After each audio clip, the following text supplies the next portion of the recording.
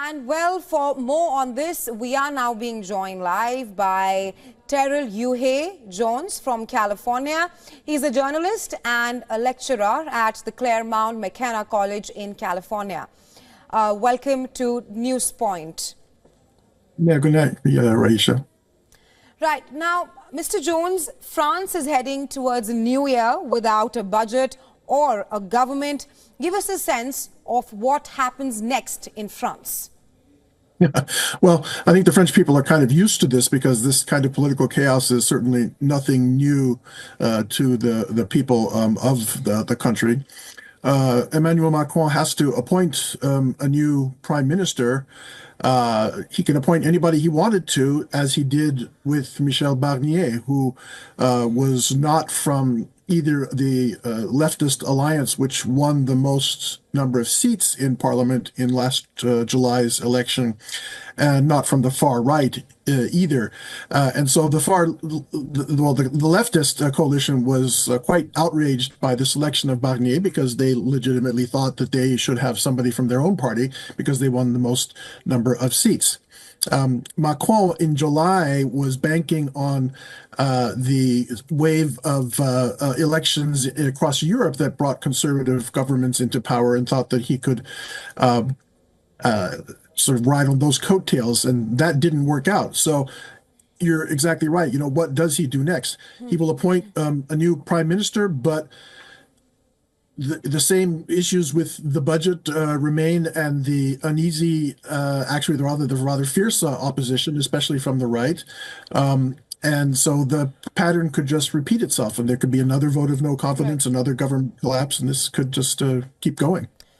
Right, Mr. Jones, while France has plummeted into a political uncertainty at this point of time, talk to us more about what are the options left for Macron, because there are also growing calls for his resignation. And Macron clearly said that whatever the outcome may be, he will not resign and fulfill his term until 2027.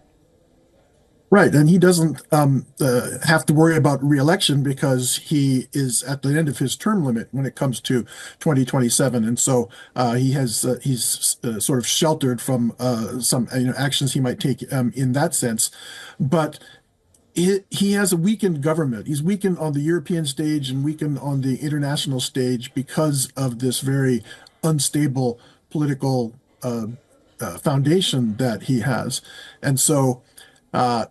Might he pick somebody as prime minister from the left to satisfy the largest bloc in parliament? That certainly would not go over well with the far right. It's led by Marine Le Pen, who has opposed him in both of the last two presidential elections that Macron won. And so she's certainly trying to jockey to be in a position to do better in 2027 or earlier if she's able to force an early presidential election or if Macron decides to resign. But it leaves him in a weakened position on the world stage at a time when there's a lot of crisis, when a lot of energy for France had come from areas affected by the Russia-Ukraine war.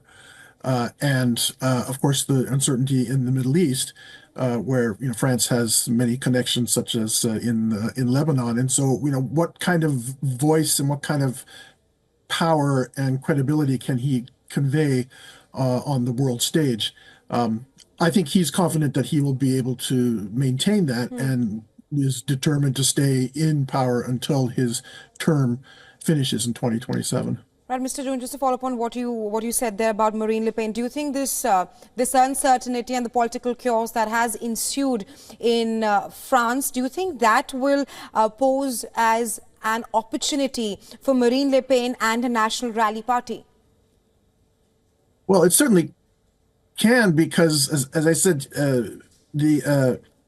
Macron's government is weak.